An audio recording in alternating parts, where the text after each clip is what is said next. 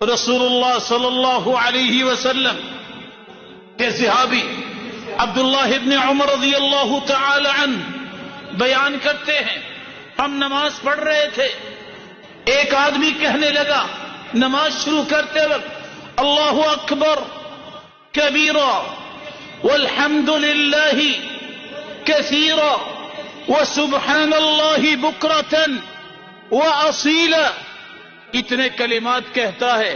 اللہ اکبر کبیرا والحمد للہ کثیرا وسبحان اللہ بکرۃ واصیلا،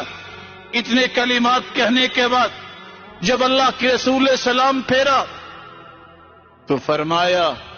یہ کون سا خوش قسمت ہے جس نے یہ کلمات کہہ دیے، میں نے دیکھا کہ آسمان کے دروازے ہی اللہ نے کھول دیے ان کلمات کے لیے، اللہ اکبر کبیرا والحمد للہ کثیرا وسبحان اللہ بکرۃ واصیلا۔ عبداللہ ابن عمر رضی اللہ تعالی عنہ فرماتے ہیں، جس دن سے میں نے اللہ کے رسول کی زبان اطہر سے یہ کلمات سنے،